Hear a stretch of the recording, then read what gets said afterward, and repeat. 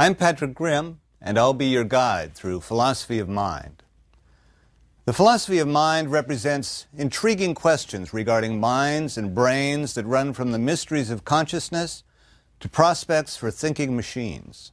There are little bits we know, a range of things we have intriguing hints about, both conceptual and scientific, and a great deal of which we remain abysmally ignorant. That's what the course is all about, some of the amazing things we do know, and the many questions that remain. Let me introduce the kinds of topics we'll be covering by starting with a handful of examples. I'll focus on 3 exhibits, A, B, and C, as if this were a court case. These 3 exhibits will give something of the flavor of the exploration. The first exhibit, Exhibit A, is a series of dreams, a particular series of dreams of a particular person at a particular time. The second exhibit, Exhibit B, is a brain, the very special brain of a very special person. The third exhibit, Exhibit C, is a piece of machinery built from plans over 150 years old. It's currently on display in London. First, the dreams. The year is 1619.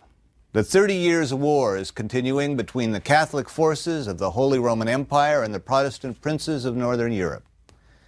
It's the night of November 10th, the eve of the feast of St. Martin of Tours. We're focusing on a 23-year-old Frenchman. After a solid education for his era, he's decided to see the world. He's fighting in the army of the Duke of Bavaria. It's November, and the army's wintering in the German city of Ulm. In autobiographical notes, he says he's been pondering the disunity and uncertainty of all of his knowledge. That night, he had a series of dreams, which he interpreted as a sign directly from God. What they offered was a glimpse of an all-encompassing body of knowledge, a philosophical unification of all the sciences built with the solidity of mathematics. That young soldier was René Descartes. He took his visions as a mandate to build a new kind of knowledge. He was so convinced that his dreams signaled a divine endorsement of that mission that he made an extended religious pilgrimage in thanksgiving for the divine favor of his dreams. In one of the dreams, Descartes saw 2 books in front of him. The first was a dictionary that appeared to him to be of little interest and use. It was a mere collection, without internal conceptual structure or organization, and without certainty. The dictionary represented the broken fragments of the wisdom of the past. The second book was entitled Corpus Poetarum, and it contained what he saw to be a philosophical union of all science. It's interesting that he envisaged it as written in poetry. Descartes is considered the foremost of the rationalists. But in describing his dream, he speaks of the might of fantasy, a poetic force that strikes sparks of wisdom from men's minds like steel strikes sparks from flint. As Descartes tells it, those dreams changed his life. It was through those dreams that he, quote, discovered the foundations of a marvelous science, end quote. The day of his dreams, Descartes had been pondering the disunity and uncertainty of his knowledge. As if in continuation of his thinking through the day, his dreams that night seemed to show him the route to conceptual unification and certainty. The course of Descartes' life from that point on is a circuitous one. But there is one major piece of conceptual unification, crucial to our modern knowledge, for which Descartes is quite directly responsible. It's analytical geometry, our ability to treat matters of 2-dimensional space in terms of algebraic formulae. Most people are familiar with Cartesian coordinates. What those allow you to do is to convert the spatiality of a line into a simple equation. Cartesian coordinates are named after Descartes. The pursuit of certainty, of a foundation for a unified scientific philosophy as certain as mathematics, is most apparent in Descartes' meditations. Here the theme of dreams reappears. How do I know I'm not dreaming? Could this all just be a dream? In the next lecture, we'll trace the reasoning that leads him from there to I think, therefore I am. Descartes' Meditations is the source for a major philosophical position that bears his name, Cartesian dualism. Dualism is the idea that there are two basic kinds of things in the universe, two basic kinds of stuff. The physical stuff, mass, energy, the motion of atoms in the void, and the mental stuff, the taste of pineapple, or the feel of a frozen car handle in the morning. The physical and the mental, dualism says, are essentially different kinds of stuff. One is supremely objective. One is essentially subjective, the stuff of imaginings and tastings and feelings. On the one side is the physical universe. On the other is the mental universe, the universe of how things taste and feel, the universe of consciousness. Also the universe of ideas, of imaginings, and of Descartes' dreams. Are the realms of the physical and the mental two essentially different universes? If so, how could they possibly interact? And if they're not essentially different, if there's some sense in which, say, the mental is ultimately physical, precisely how does that work? Descartes' dreams invoke a central group of questions that we'll be dealing with throughout the course, questions of mind and body, or mind and brain. How could our 3-pound brains possibly produce our rich experience of the world? That's the mind-body problem, which I'll examine further in the next lecture. How could consciousness ultimately be physical? And what does it mean if it isn't? The first exhibit was a dream. The second exhibit is a brain. On April 17th, 1955, Albert Einstein checked into Princeton Hospital complaining of chest pains. He died the next morning of a burst aortic aneurysm. He was 76. The autopsy on Einstein was performed by Thomas Stoltz Harvey, a young pathologist. Einstein had left explicit directions that his remains be cremated and scattered in secret. He was used to being idolized. He hated it. He didn't want some idolization of his body to continue after his death. Despite those instructions, and despite the fact that Dr. Harvey wasn't any kind of brain specialist, he removed Einstein's brain. He also removed Einstein's eyes. He later pressed Einstein's son for permission, but only after the fact. He guaranteed him that the brain would be used solely for purposes of research and that results would be published in primary journals. Harvey gave the eyes to Einstein's ophthalmologist. They're still in a safe deposit box in New York City. But Harvey took the brain. Upon removal, he weighed it, he photographed it, he dissected it into about 240 distinct blocks encased in a plastic-like material called celluloid. Within months, he was fired from his position at the hospital for refusing to surrender the specimen. Harvey kept Einstein's brain in the basement of his house in Princeton, but he lost his job. He was soon to lose his marriage. So he took the brain with him to a new job in a biological testing lab in Wichita, Kansas. It was kept in a cider box stashed under a beer cooler. From there he moved to Weston, Missouri and practiced medicine until he failed a state competency exam. He started working on an assembly line in Lawrence, Kansas, and again he took the brain with him. When anyone asked, he would say he was studying the brain in his spare time and that he'd soon publish a report. He kept saying that for 43 years. Harvey would occasionally offer pieces of the brain to researchers. In 1985, he sent a piece to the neuroscientist Marian Diamond at UCLA, for example. In the early 1990s, Harvey returned to Princeton.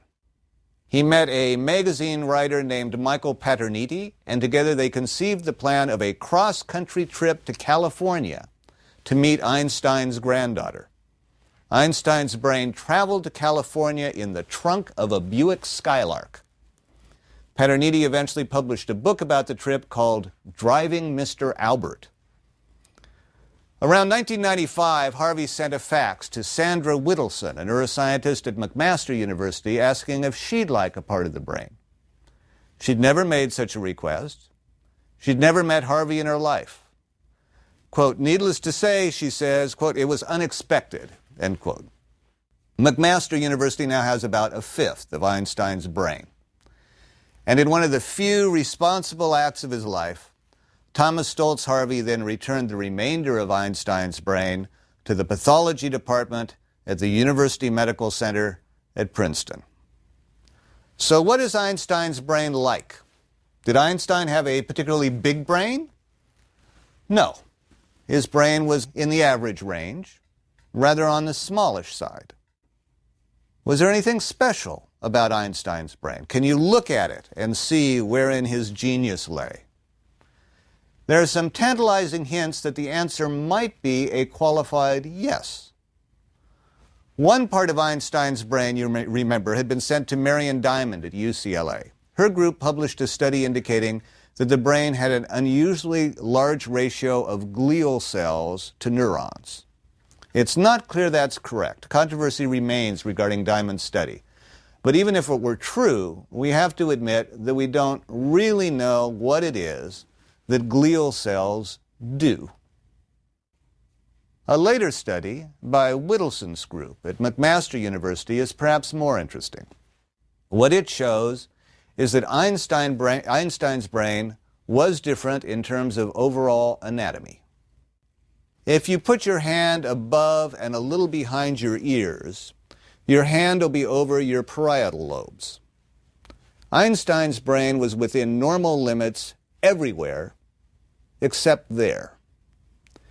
There's a portion of Einstein's brain there, the inferior parietal lobe, that is 15% wider in Einstein's brain than in yours. There's a neighboring region in yours, the parietal operculum, that's missing in Einstein's brain. What it looks like is that part of his brain grew larger, taking over the area that would have been occupied by another part of the brain. That is indeed Witelson's interpretation, that what we're seeing is an early childhood expansion of part of Einstein's brain at the cost of a neighboring region. What does that mean in terms of function? The tantalizing fact is that the area of Einstein's brain that is 15% wider is an area associated with mathematical thought, visual-spatial cognition, and the imagery of movement. Einstein is known for using visual imagination to arrive at his theories. He asked, what would it be like if space-time were curved? What would it be like to ride on a ray of light? The area that's missing may be associated with speech production. We know that Einstein didn't start talking until he was 3. We know that he would obsessively repeat sentences up to the age of 7. We know that he failed the Technology Institute language exams when he was 16. Einstein always claimed that he thought visually rather than verbally, and he struggled with language throughout his adult life. There are 2 themes here that will reappear through the lectures that follow. One is brain function, that there are particular areas of our brains that are crucial for particular functions. One of the ways we know this is by the strange things that happen to cognitive processing when brains are impacted in particular areas, how damaged brains can result in fractured minds. The other theme we'll be pursuing throughout is brain plasticity, the fact that different brains can grow different capabilities in different areas. The brain, we'll see, is organized in terms of structure, but it can also modify that structure.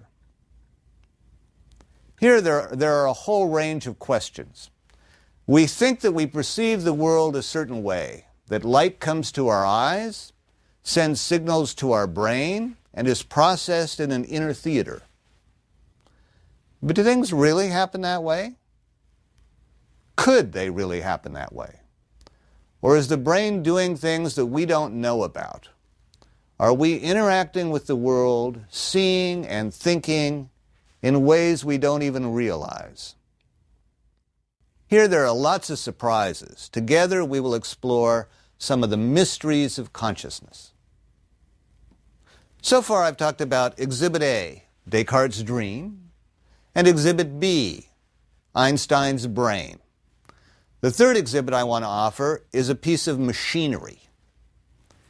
This one is on display at the London Science Museum.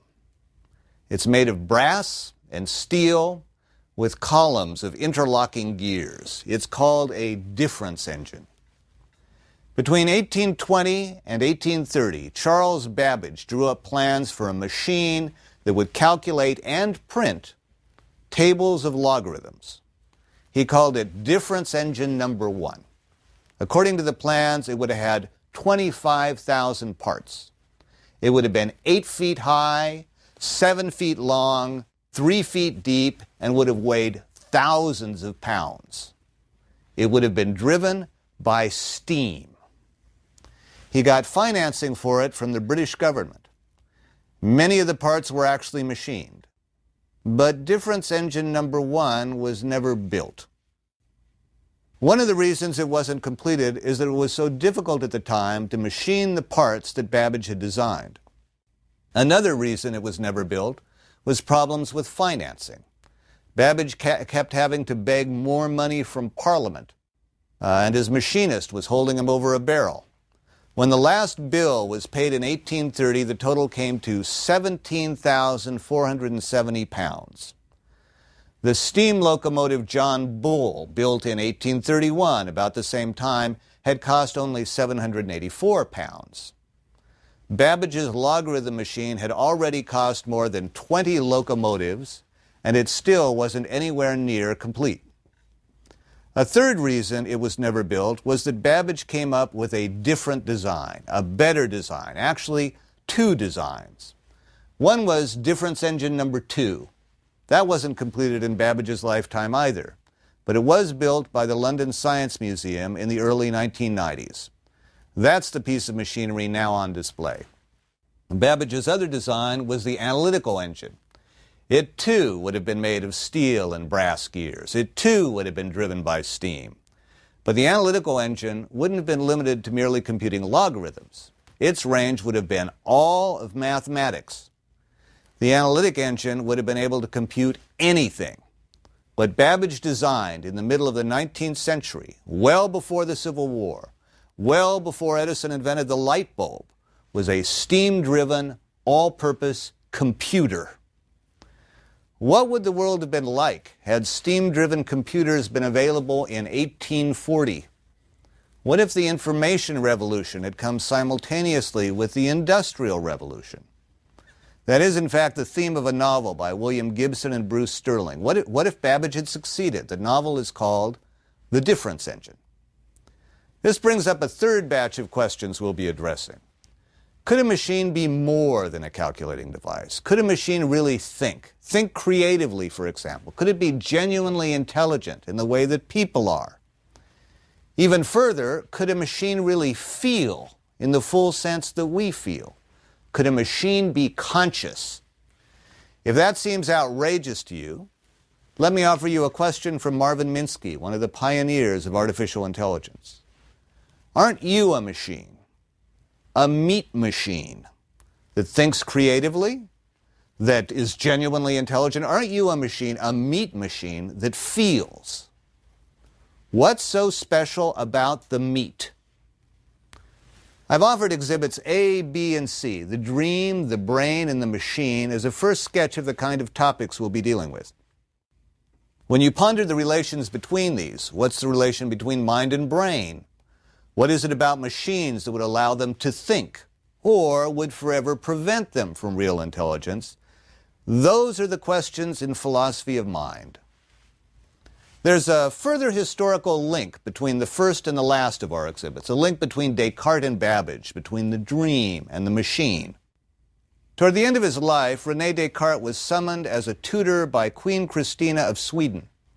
He boarded a ship for Sweden, even though he feared a shipwreck might cost him his life. That much is documented. The rest is reported as legend and may be impossible to document, and of course it may not be true. The story is that Descartes had told other people on the ship that he was traveling with his daughter Francine, but no one had seen his daughter. The ship was buffeted by storms, during one of which the sailors sought Francine by creeping into Descartes' quarters.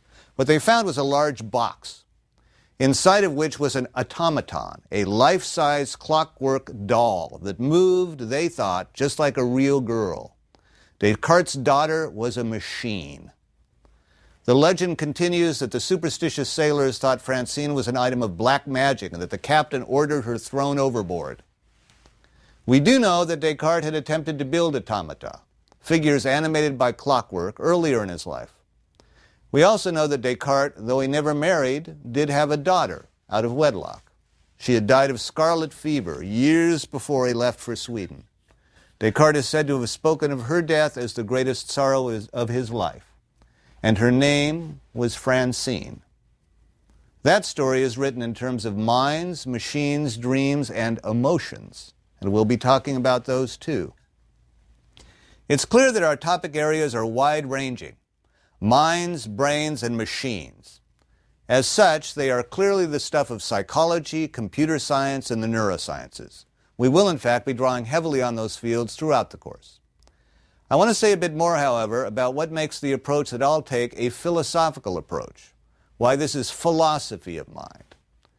The best way to do that, I think, is with a very quick thumbnail sketch of the history of philosophy, in particular a thumbnail sketch of the relation between philosophy and the sciences. In the beginning, there was no such distinction. Philosophy was simply the Greek for love of wisdom, and anyone who devoted themselves to wisdom, to knowledge of any kind, was called a philosopher. That's why Thales is often recorded as the first Greek scientist. He's also recorded as the first Greek philosopher. In the beginning, there was no distinction between philosophy and other disciplines. Philosopher just meant lover of wisdom, any kind of wisdom. As time went on, however, particular areas of thought became elaborated enough, or systematized enough, or established enough in other ways to peel off as distinguishable disciplines in their own right.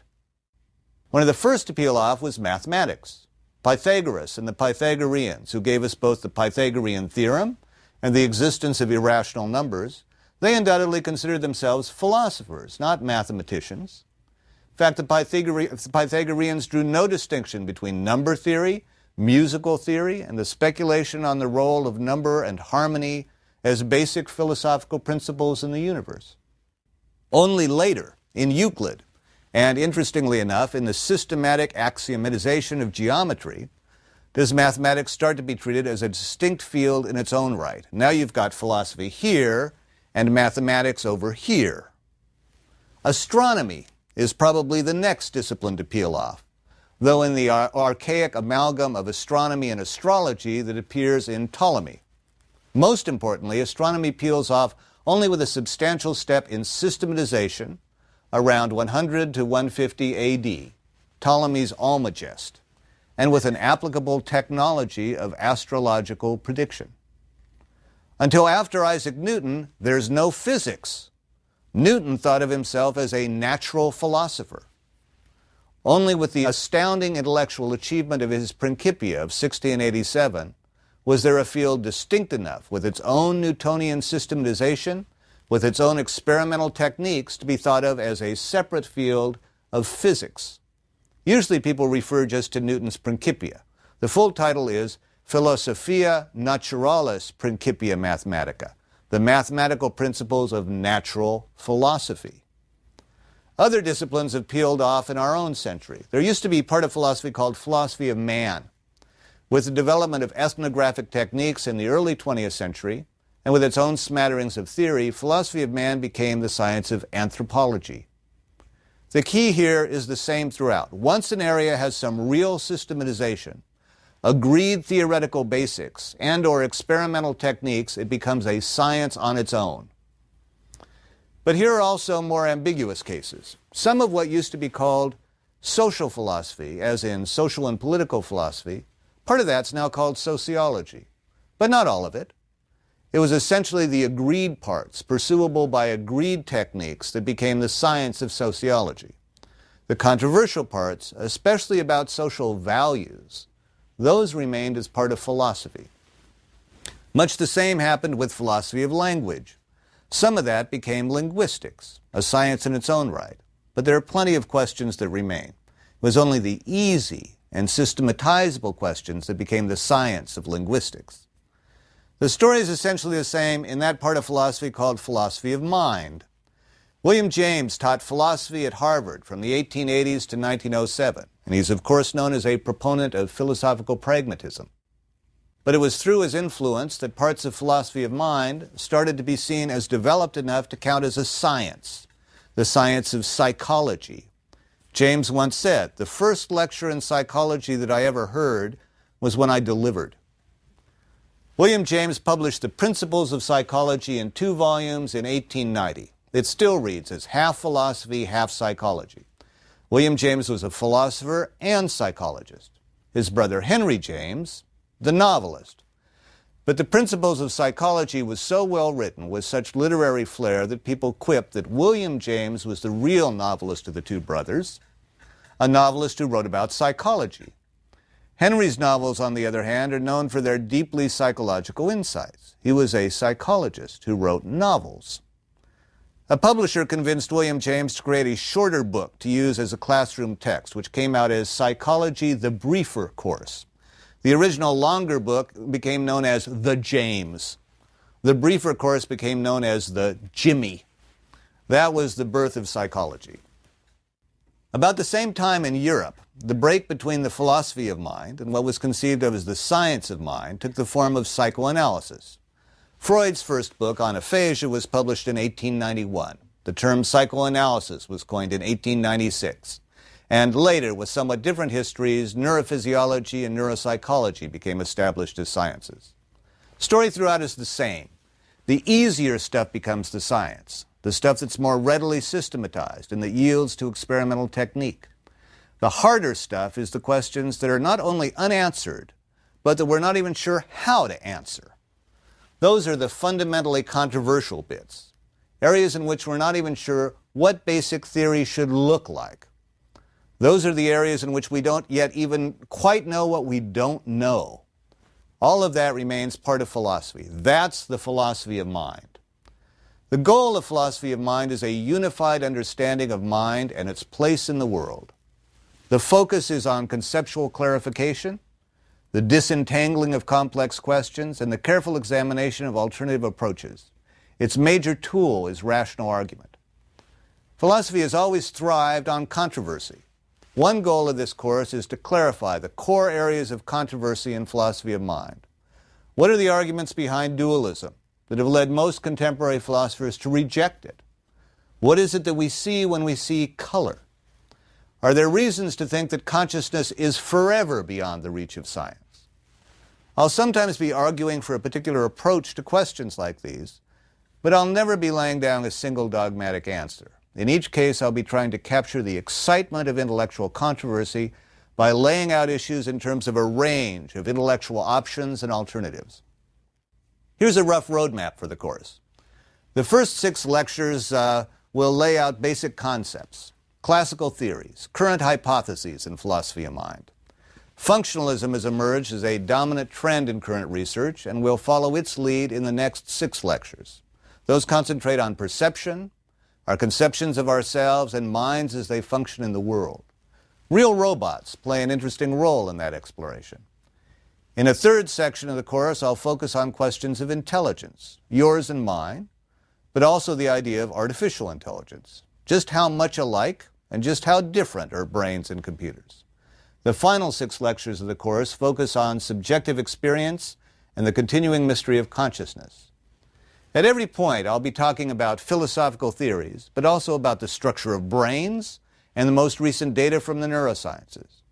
At every point, I'll be raising psychological questions, but also bringing in issues from robotics and the history of smart machines. Contemporary philosophy of mind is actively interdisciplinary, and it's from the cross-fertilization of these different fields that some of the most interesting perspectives often arise. I'll be drawing examples from literature, from the arts, and from the movies and the history of film, from Fritz Lang's Metropolis to Bogart and Bacall and To Have and Have Not, to Arnold Schwarzenegger in The Terminator, Harrison Ford in Blade Runner. We'll be doing it all. The exhibits I've tried to show you, the dream, the brain, the machine, are emblematic of precisely those kinds of questions. Questions about minds, brains, and machines for which we don't have solid theory or experimental techniques.